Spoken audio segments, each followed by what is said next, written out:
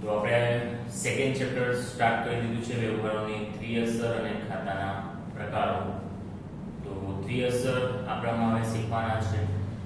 તો લાસ્ટ પીરિયડની અંદર આપણે વ્યવહાર આર્થિક છે કે બિનઆર્થિક એ ઓળખવા માટેના નિયમો જોયેલા અને ઉદાહરણ 1 તમને ગણવામાં આપેલું. હવે આજે આપણે જે વ્યવહારો તમને આપેલા હોય એ વ્યવહાર રોકડ વ્યવહાર છે કે ઉધાર વ્યવહાર છે એ ઓળખવાના છે. બરાબર? ફક્ત વ્યવહાર રોકડ છે કે ઉધાર છે એ આપણે ઓળખવાનું છે. તમારે ફક્ત એટલું લખવાનું વ્યવહાર વાંચવાનો, પછી નીચે માત્ર એટલું લખવાનું કે ભાઈ રોકડ વ્યવહાર અને ઉધાર વ્યવહાર. રાઈટ? ઓકે. અને જ્યાં રોકડ બી નહીં હોય અને ઉધાર પણ નહીં હોય તો પછી એને આ કહેવાશે બિનઆર્થિક વ્યવહાર. તો સૌથી પહેલા બોર્ડ પર બી લખું છું અને તમારે નોટમાં પણ લખવાનું છે કે જે વ્યવહાર રોકડ છે કે ઉધાર છે એ કેવી રીતે ખબર પડે. બરાબર? તો એના માટેના મુદ્દા જે ધ્યાનમાં રાખવાના છે એ હું લખું છું. તો રોકડ વ્યવહાર અને ઉધાર વ્યવહાર. રોકડ વ્યવહાર અને ઉધાર વ્યવહાર ઓળખવા માટે ધ્યાનમાં રાખવાના મુદ્દા. બરાબર? તો હવે તમને જે મુદ્દા હું લખાવું છું એ મુદ્દા તમારે ધ્યાનમાં રાખવાના અને પછી ડિસાઈડ કરવાનું કે જે તમને વ્યવહાર આપેલો છે એ રોકડ છે કે ઉધાર છે. બરાબર? મોટાભાગે 4 મુદ્દા આપણે શીખવાના છે. એમાં પહેલા 2 મુદ્દા ઈઝી છે, તમને ઈઝીલી યાદ રહેશે. સૌથી પહેલા કે જો વ્યવહારમાં રોકડ શબ્દનો સ્પષ્ટ ઉલ્લેખ હોય તો રોકડ વ્યવહાર સમજવું. બરાબર? આ પહેલો મુદ્દો યાદ રાખવાનો. તમે કીધું બહુ ઈઝી છે કે જો વ્યવહારમાં રોકડ શબ્દનો સ્પષ્ટ ઉલ્લેખ હોય તો રોકડ વ્યવહાર સમજવું. આનો મતલબ છે તમને વ્યવહાર આપેલો હશે, એમાં રોકડ શબ્દ સ્પષ્ટ લખેલો હશે. ચલો તમને વધારે સમજાય એના માટે એક ઉદાહરણ પણ સાથે લખી દઉં છું. દાખલા તરીકે રવિ પાસેથી ₹5000 નો માલ રોકડેથી ખરીદ્યો. બરાબર? આ વ્યવહાર છે. હવે આ વ્યવહારમાં તમે જોશો તો રોકડ શબ્દનો ઉલ્લેખ થયો છે, રોકડેથી ખરીદ્યો. તો પછી આપણે વ્યવહાર કેવો સમજવાનો? રોકડ વ્યવહાર. ક્લિયર? તો આ ઈઝી છે. સેકન્ડ, હવે જે રીતે રોકડ શબ્દનો ઉલ્લેખ હોય એ રીતે ઉધાર શબ્દનો ઉલ્લેખ હોય તો જો વ્યવહારમાં ઉધાર એનું નામ શું છે? શાક. એટલે જો વ્યવહારમાં ઉધાર શબ્દનો એટલે કે શાક શબ્દનો સ્પષ્ટ ઉલ્લેખ હોય તો ઉધાર વ્યવહાર સમજવું. બરાબર? જે અહીંયા રોકડ શબ્દનો ઉલ્લેખ હતો એ રીતે અહીંયા વ્યવહારમાં ઉધાર શબ્દનો ઉલ્લેખ આવશે. દાખલા તરીકે હું આ એક જ વ્યવહારને અલગ અલગ રીતે લખીશ. રવિ પાસેથી ₹5000 નો માલ ઉધાર અથવા શાક થી ખરીદ્યો. તો તમે જોશો આની અંદર 10 શબ્દનો ઉલ્લેખ છે, ઉધાર શબ્દનો ઉલ્લેખ છે. તો તમે આ રીતના વ્યવહારો હશે એટલે જો વ્યવહારમાં રોકડ શબ્દનો આ રીતે સ્પષ્ટ ઉલ્લેખ હોય તો રોકડ વ્યવહાર સમજવું. એ જ રીતે જો વ્યવહારમાં આ રીતે ઉધાર શબ્દનો સ્પષ્ટ ઉલ્લેખ હોય તો ઉધાર વ્યવહાર સમજવું. તો આ બે સિમ્પલ ઈઝી છે, ઈઝીલી તમને યાદ રહી જશે. આપણે ટોટલ 4 મુદ્દા જોવાના છે. હવે ત્રીજો મુદ્દો, જો વ્યવહારમાં ફક્ત વ્યક્તિના નામનો ઉલ્લેખ હોય તો ઉધાર વ્યવહાર સમજવું. ચલો ત્રીજો મુદ્દો શું છે? જે તમને વ્યવહાર આપેલો છે એમાં ફક્ત વ્યક્તિના નામનો જ ઉલ્લેખ હોય તો પછી એને તમારે ઉધાર વ્યવહાર સમજવો. એટલે ઉપરના જે ઉદાહરણ છે એને કન્ટિન્યુ રાખી શબ્દો ચેન્જ કરીશ. દાખલા તરીકે ફરીથી સેમ મુદ્દો, રવિ પાસેથી રૂપિયા 5000 નો માલ. બોલો શું હશે? ઉપર તમે જોશો રવિ પાસેથી 5000 નો માલ, આમાં પણ રવિ પાસેથી 5000 નો માલ, આમાં રોકડેથી છે, આમાં ઉધાર છે. તો આ ત્રીજો મુદ્દો ક્યારે આવશે કે આમાં શું હશે? રોકડ બી ની હશે અને ઉધાર પણ ની હશે. તો ફક્ત શું હશે? રવિ પાસેથી 5000 રૂપિયાનો માલ ખરીદ્યો. બસ પતી ગયું. બરાબર? તો તમે આ વ્યવહારમાં જોશો તો શું છે? ફક્ત વ્યક્તિનું નામ આપેલું છે. શું આપેલું છે? વ્યક્તિનું નામ રવિ. તો પછી તમારો વ્યવહાર કેવો સમજવાનો? ઉધાર. તમે જોજો બધામાં રવિનું નામ તો છે જ, બરાબર? પણ કીધું તેમ રવિના નામની સાથે આમાં રોકડ શબ્દ છે તો પછી રોકડ થઈ જાય. અહીંયા રવિના નામની સાથે ઉધાર છે તો પછી ઉધાર થઈ જાય. એ તમે ત્રીજો મુદ્દો લખો છે ફક્ત વ્યક્તિનું નામ એટલે રોકડ શબ્દ બી નહીં હોય અને ઉધાર બી નહીં હોય. એટલે આ રીતનો વ્યવહાર હોય કે ભાઈ રવિ પાસેથી 5000 નો માલ ખરીદ્યો તો પછી વ્યવહાર શું આવશે? ઉધાર. ધ્યાનમાં રાખજો આ ચાર જ મુદ્દા, આ ત્રણ લઈ હવે ચોથો સમજાવું છું. એ જો ધ્યાનમાં રહેશે ને તો પછી વ્યવહાર તમે ઈઝીલી લખી શકશો. ચલો ચોથો મુદ્દો, જો વ્યવહારમાં હવે આ ત્રણ શબ્દો છે, એક રોકડ પહેલામાં, બીજામાં ઉધાર અને ત્રીજામાં વ્યક્તિનું નામ. હવે ત્રણે ભેગા કરીશું. જો વ્યવહારમાં રોકડ, ઉધાર અને વ્યક્તિના નામ. બરાબર? પહેલા મુદ્દામાં રોકડ શબ્દ લખ્યો છે, બીજા મુદ્દાનો ઉધાર અને ત્રીજા મુદ્દાનો વ્યક્તિનું નામ. તો ફરીથી જો વ્યવહારમાં રોકડ, ઉધાર અને વ્યક્તિના નામનો કોઈ ઉલ્લેખ ન હોય, શું હોય? કોઈ પણ ઉલ્લેખ ન હોય એટલે કે વ્યવહારની અંદર રોકડ શબ્દ બી નહીં હોય, ઉધાર શબ્દ બી નહીં હોય અને વ્યક્તિનું નામ પણ નહીં હોય તો રોકડ વ્યવહાર સમજવું. તો પછી તમને જે વ્યવહાર આપેલો છે એ શું સમજાય?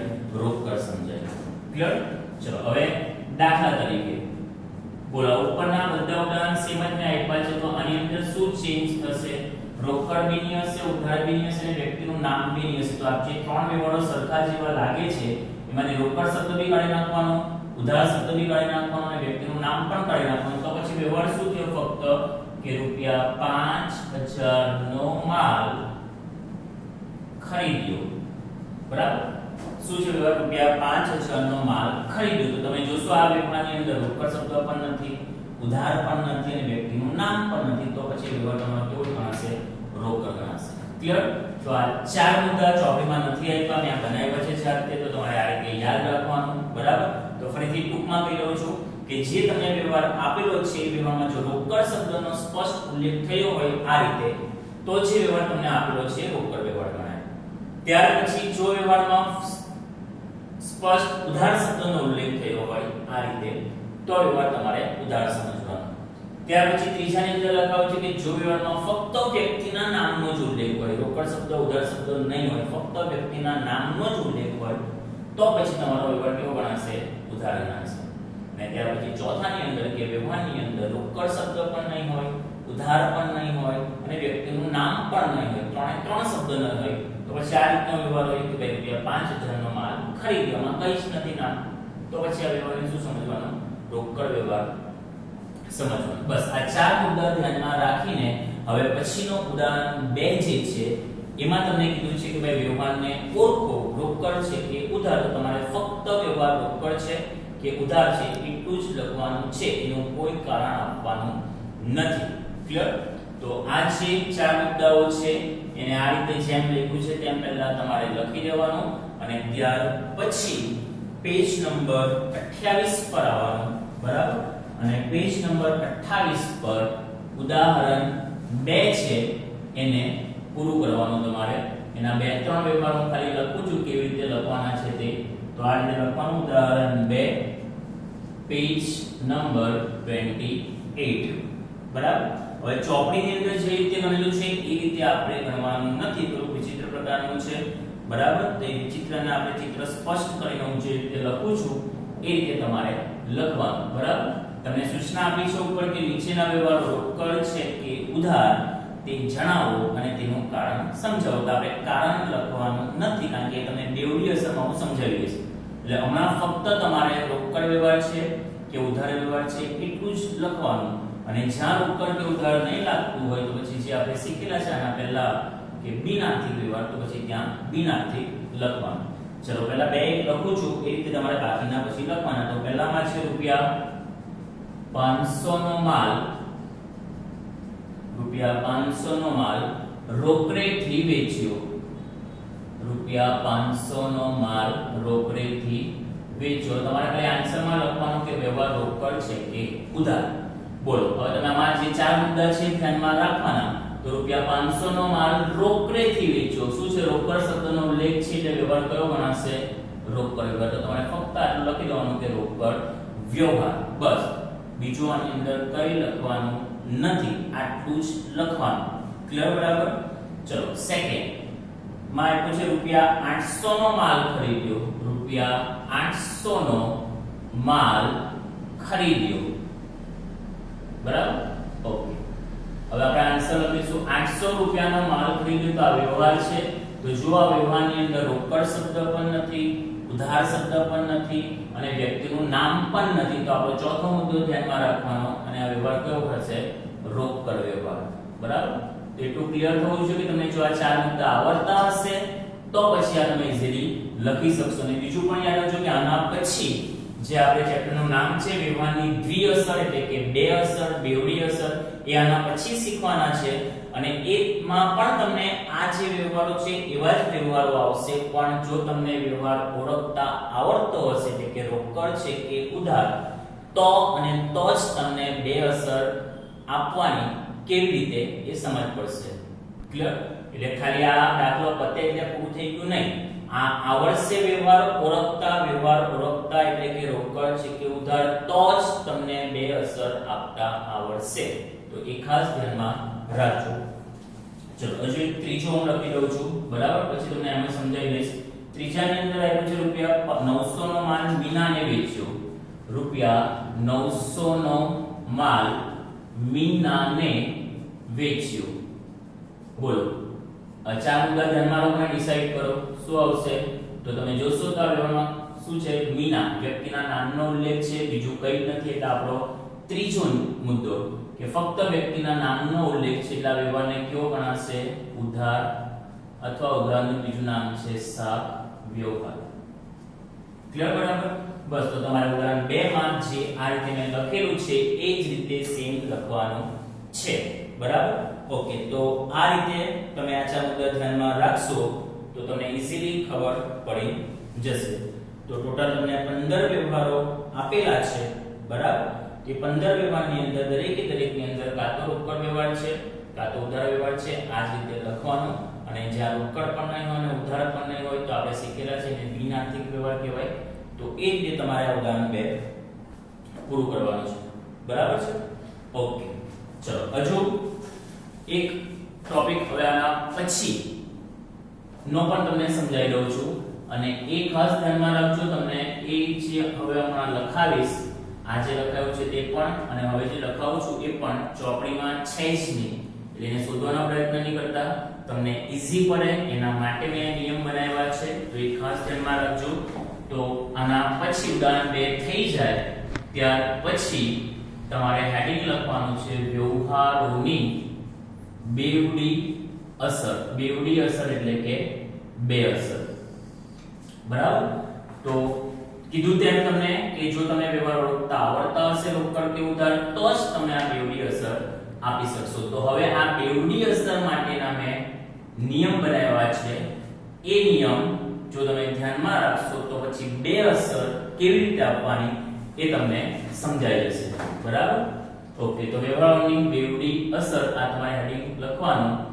પછી હું આગળ લખાવીશ કે વ્યવહારોની બેવડી અસર એટલે કે દ્વિઅસર આપવા માટે ધ્યાનમાં રાખવાના મુદ્દા.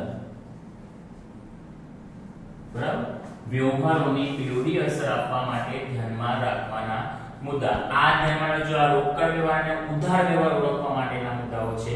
આ બેવડી અસર એટલે કે બે અસર આપવા માટેના મુદ્દા ધ્યાનમાં રાખવાના. બરાબર, તો પહેલું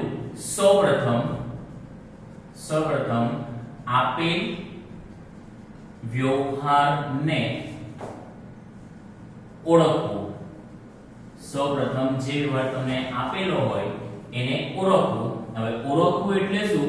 એટલે કે વ્યવહાર રોકડ છે કે ઉધાર છે. ઓળખવાનો મતલબ શું થાય કે વ્યવહાર રોકડ છે કે ઉધાર છે. બરાબર, તો એ કેવી રીતે ઓળખશો? તો આજે આપણે નિયમ મેં તમને સમજાવ્યો છે ઓળખવાનો. બરાબર, તો સૌથી પહેલા વ્યવહારને બેવડી અસર જો આપવાની હોય તો પહેલા ઓળખવાનું રોકડ છે કે ઉધાર. બરાબર, હવે ડિસાઈડ થઈ જાય કે વ્યવહાર રોકડ છે કાં તો ઉધાર છે, તો પછી હવે પછીના બે મુદ્દા ધ્યાનમાં રાખવાના. બરાબર, ઓકે. તો આના માટે આને નંબર 1 નહીં આપતો, ખાલી તમને લખાઈ દઉં છું કે સૌપ્રથમ આપેલ વ્યવહારને ઓળખવું એટલે કે વ્યવહાર રોકડ છે કે ઉધાર છે, અને ત્યાર પછી તમારે પહેલો મુદ્દો ધ્યાનમાં રાખવાનો અને પછી બીજો મુદ્દો કે જો વ્યવહાર રોકડ હોય, જો રોકડ વ્યવહાર હોય તો પહેલી અસર, હજી તમારે બે અસર આપવાની છે, એમાંથી પહેલી અસર રોકડ ખાતે. બરાબર, પહેલી અસર કયા ખાતે આપવાની? રોકડ ખાતે. અને બીજી અસર જે હોય તે, શું લખ્યું છે? જે હોય તે ખાતે આપવી. હવે જે હોય તેનો મતલબ શું થાય? તો પણ લખ્યું છે જે હોય તે એટલે શું? એટલે કે ખરીદ, વેચાણ, ખર્ચ, આવક વગેરે ખાતે આપવી. બરાબર, તો ફરીથી જુઓ કે પહેલા વ્યવહારને તમારે ઓળખી લેવાનો. તો પહેલો નિયમ ધ્યાનમાં રાખવાનો કે જો રોકડ વ્યવહાર હોય, તમે વ્યવહાર ઓળખી લીધો, માનો રોકડ વ્યવહાર છે, તો પહેલી અસર રોકડ ખાતે. બરાબર, તો જો અહીંયા પેલા મુદ્દા લખેલા જ છે, એમાં પહેલો મુદ્દો જો મેં ઉદાહરણ લખેલું છે અહીંયા કે આ વ્યવહાર છે કે ભાઈ રવિ પાસેથી 5000 નો માલ રોકડેથી ખરીદ્યો. બરાબર, તો નિયમ પહેલો આપો કે જો રોકડ વ્યવહાર તો પહેલી અસર કયા ખાતે આવશે? તો કે રોકડ ખાતે લખવાની. અને બીજી અસર જે હોય તેનો અર્થ શું થાય? તમે લખો જે હોય તે એટલે શું? કે જો ખરીદનો વ્યવહાર હોય તો ખરીદ ખાતે લખો, વેચાણનો વ્યવહાર હોય તો વેચાણ ખાતે લખો. એ રીતે ખર્ચ, આવકના જે વ્યવહાર હોય તેના ખાતે તમારે લખવાની. તો તમે જો આ વ્યવહારમાં બે અસર આપવી હોય તો શું આપશો? તો પહેલી અસર અહીંયા જોઈને તમે જે આપો તો રોકડ ખાતે, અને બીજી અસર જે હોય તે એટલે શું? ખરીદ્યો છે, તો શું લખાય? ખરીદ ખાતે. તો પછી આ વ્યવહારની જો તમારે બેવડી અસર આપવી હોય તો શું લખાય? પહેલી અસર રોકડ ખાતે, બીજી અસર ખરીદ ખાતે. ક્લિયર? તો આ રીતે તમારે આપવાનો. જો આ કોઈ નિયમ નામાના એકાઉન્ટના નિયમ છે એની ચોપડીમાં આપવાના નથી, પણ મેં મારી જાતે બનાવ્યા છે તમને ઈઝીલી યાદ રહે એટલા માટે. તો એટલા માટે મહેરબાની ચોપડીમાં ટ્રાય નહીં કરતા અને આને બરાબર ધ્યાનથી સમજીને યાદ રાખજો. ચલો, આ પહેલો મુદ્દો થઈ ગયો. હવે આપણે જોઈશું ઉધાર માટે. રોકડ નહીં હોય તો પછી ઉધાર હોય. જો ઉધાર વ્યવહાર હોય તો પહેલી અસર, જો ઉધાર વ્યવહાર હોય તો પહેલી અસર વ્યક્તિના નામ ખાતે. શું આપવાનું? વ્યક્તિનું જે નામ હોય એ નામ ખાતે લખવાનું. અને બીજી અસર, હવે બીજી અસર માટે જે ઉપર લખાયું છે તે સેમ લખવાનું, અને બીજી અસર ઉપર મુજબ સેમ જે હોય તે ખાતે, જે હોય તે ખાતે આપવી. એટલે કે ખરીદ, વેચાણ, ખર્ચ, આવક વગેરે ખાતે આપવી. બરાબર, બીજી અસર સે. ક્લિયર? તો શું લખવાનું કે જો ઉધાર વ્યવહાર હોય તો પછી પહેલી અસર કયા ખાતે આવે? વ્યક્તિના નામ ખાતે લખવાની, અને બીજી અસર જેમ તેમ ખરીદી હોય તો ખરીદ ખાતે લખો, વેચાણ હોય તો વેચાણ ખાતે લખો. તો આપણે અહીંયા લખેલા છે ઉધાર વ્યવહાર માટેના, તેમાંથી આપણે જોઈને બેવડી અસર આપીએ. ચલો, માનો બીજો વ્યવહાર છે કે રવિ પાસેથી 5000 નો માલ ઉધાર ખરીદ્યો. બોલો આ કયો વ્યવહાર છે? તો કે ઉધાર વ્યવહાર છે. હવે આપણો નિયમ, ઉધાર વ્યવહાર હોય તો પહેલી અસર વ્યક્તિનું નામ એટલે શું આવશે? રવિ ખાતે, અને બીજી અસર જે હોય તે એટલે ખરીદ ખાતે. તો પછી આ વ્યવહારની બે અસર શું થશે? રવિ ખાતે અને ખરીદ ખાતે. ક્લિયર? હવે તમે જોશો ત્રીજો વ્યવહાર જે છે લખેલો છે એ પણ ઉધાર જ છે. તેમાં પણ જોઈએ કે રવિ પાસેથી 5000 નો માલ ખરીદ્યો તો ફરીથી ઉધાર વ્યવહાર છે. એટલે પહેલી અસર વ્યક્તિનું નામ એટલે રવિ ખાતે, અને બીજી અસર ખરીદ્યો એટલે ખરીદ ખાતે. પડી ગઈ સમજ? ઓકે, તો સિમ્પલ છે, તમારે આ ધ્યાનમાં રાખવાના. જો કીધું મેં તમને તેમ કે જો બેવડી અસર તમારે શીખવી હોય તો રોકડ કે ઉધાર વ્યવહાર ઓળખતા આવડવું જ જોઈએ, કારણ કે રોકડ અને ઉધાર ઓળખતા આવડશે તો જ આ બે નિયમ તમને સમજ પડશે. બરાબર? તો આ ધ્યાનમાં રાખજો ને ખાસ આ લખી દેજો બરાબર નોટમાં, અને આ થશે તો જ તમને હવે બે અસર જે આપવાની છે એ કેવી રીતે આપવાની તમને સમજ પડશે. બરાબર છે? તો આજના વિડિયોમાં તમારે આટલું પૂરું કરવાનું. બરાબર? અને આપણે અહીંયા અટકેલા છે બેવડી અસરમાં, અને બે નિયમ લખાવેલા છે મારા. હવે આપણે ઉદાહરણ 3 કરીશું આવતા વિડિયોમાં. બરાબર? એટલે આજે મેં તમને જે શીખવું તે ઉધાર વ્યવહાર માટેના મુદ્દા લખવાના, ત્યાર પછી ઉદાહરણ 2 કમ્પ્લીટ કરવાનો, ત્યાર પછી આ બેવડી અસર માટે જે લખાયેલું છે તે તમારે લખવાનું, અને ત્યાર પછી આવતા વિડિયોમાં આપણે ઉદાહરણ 3 કમ્પ્લીટ કરીશું. પણ આટલું તમને બરાબર આવડતું હોય તો જ તમને બે અસર આવડશે. ક્લિયર? Okay, thank you.